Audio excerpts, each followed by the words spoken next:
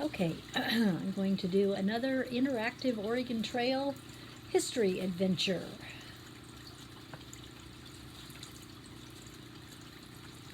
You are living in the United States in the mid-1800s, the time of the Oregon Trail. In this book, you'll explore how the choices people made meant the difference between life and death. The events you'll experience happened to real people. Chapter 1 sets the scene. Then you choose which path to read.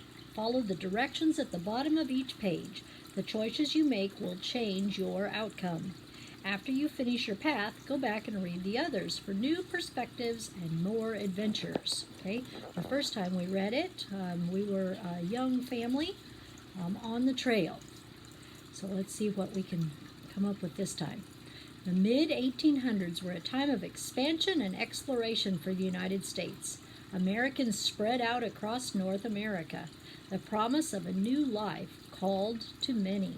They claimed land for farming and raising livestock.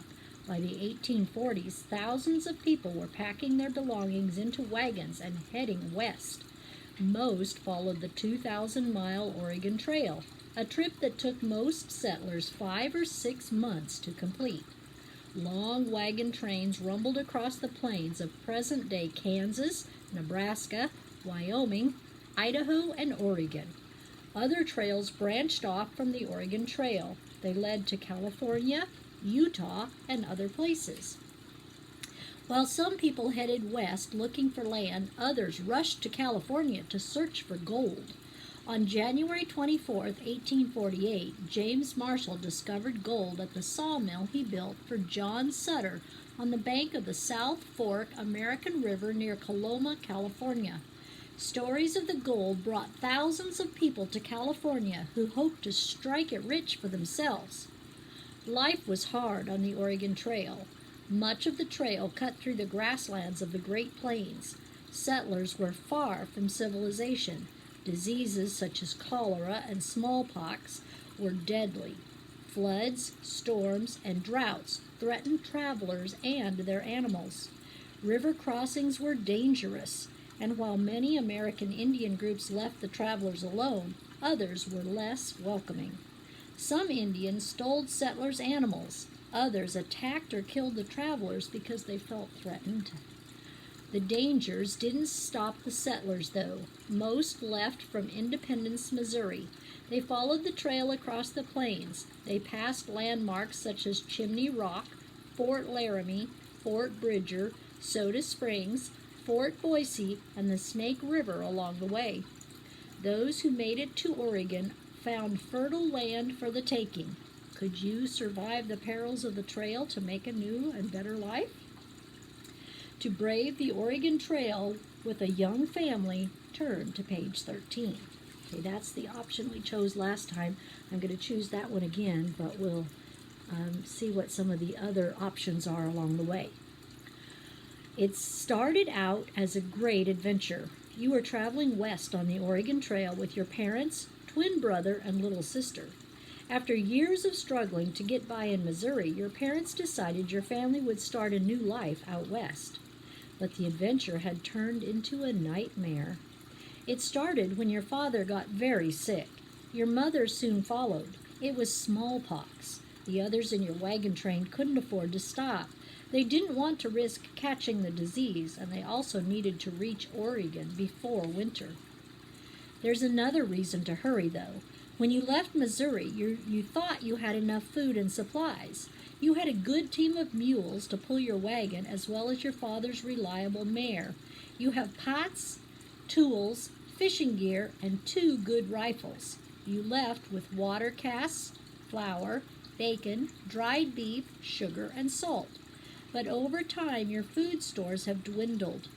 You ate too much early in your journey and lost some food to spoilage. Even if you leave now, you're not sure you'll have enough. Annabelle looks worried. Look, you tell her, we just have to follow the trail, right along the Platte River. We'll be to Fort Bridger before you know it. The trail isn't hard to follow. The prairie grasses are beaten down to bare dirt in places, but that also creates a problem.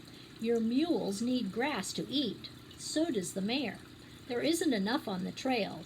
Lucas suggests turning to the north in search of better grazing land, but you worry about leaving the main trail. Okay, we have two choices. The last time we chose to search for grazing land. This time we're going to choose to stay on the main trail. So we're going to see what happens when we stay on the main trail. We don't have the time, you say. Maybe we'll find better grazing ahead. Let's stay on the trail. Hours later, the trail is still mostly dirt and mud.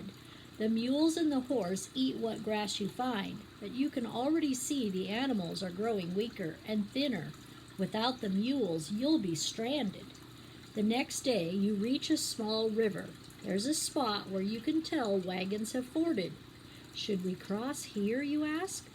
I don't like the look of that current, Lucas says. We don't want to get washed away. What if we turn north and look for a better crossing? This may be the best crossing, Annabelle says. Let's just go. Both of them turn to you. To search for a better place to cross, turn to page 24. To cross here, turn to page 34. Okay, we're going to take the first option that we haven't taken before. So we're going to turn to page 24. Crossing a rushing river with strong animals is dangerous enough. There's no way you're going to try it with tired, hungry mules. Lucas turns the wagon north. It's the right decision. A few hours later, you find a wide, shallow spot with little current. And even better, the banks are green with prairie grasses. You make camp and let the animals graze. Lucas and Annabelle go fishing and bring back half a dozen trout. Your animals aren't the only ones who will eat well tonight. The next morning you cross the river. The mules pull the wagon across without any trouble. Annabelle sings as you turn south and get back on the Oregon Trail. You smile as the wagon rumbles over the rough trail. The days are long and hard, but you're making good progress. You reach Fort Bridger. It's just a little trading post, but it's good to see other people. The trail has been getting lonely. Lucas spends what little money you have on food. You're loading up your wagon and getting ready to head out as an old fur trader approaches. Hello, he says. My name is George. Late to be heading out on the trail. Lucas nods. We know, but we're making good time. Mules are much faster than oxen. Party came through a few months back, says George, headed to California. They said they were taking the Hastings Cutoff to make better time, headed out southwest of here. Lucas smiles, shakes George's hand, and thanks him for the tip. What do you think, he asks. Time is becoming a problem, but do you dare change routes now? To stay on the Oregon Trail, go to page 27. To take the Hastings Cutoff, turn to page 37. Okay, last time we stayed on the Oregon Trail, so this time we'll make the decision to go on the Hastings Cutoff and see what happens. We're going to go all the way to page 37. Why not, you say? Let's do it. Lucas turns the wagon southwest. The route takes you over high mountain passes. They're difficult to navigate, but the dips in the mountains are the only places you can hope to cross.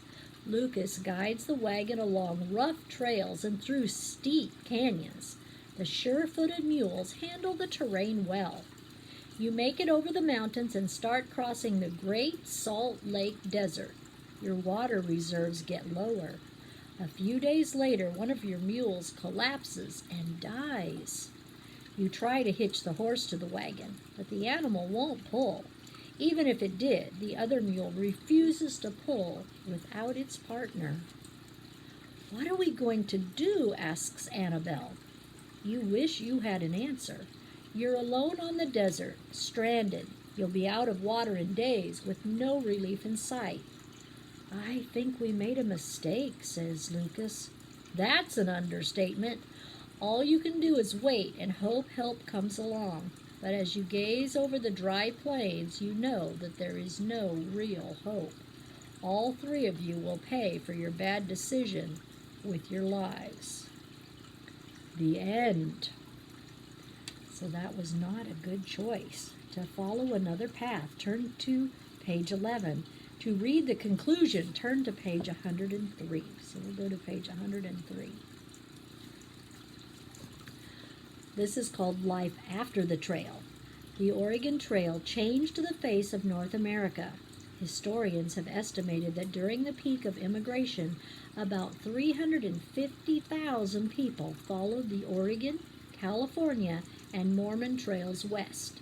An estimated 20,000 of them died along the way.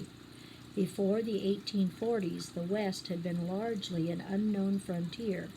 Most of the Europeans in the area were British and American fur traders. But as hundreds of thousands of settlers flocked west, all that changed. The population of California soared. Towns sprang up all over the state. Many of them quickly grew into cities. California became a state in 1850. Meanwhile, Oregon was growing as well.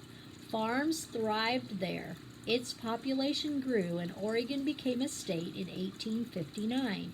The American West was slowly being settled by pioneers.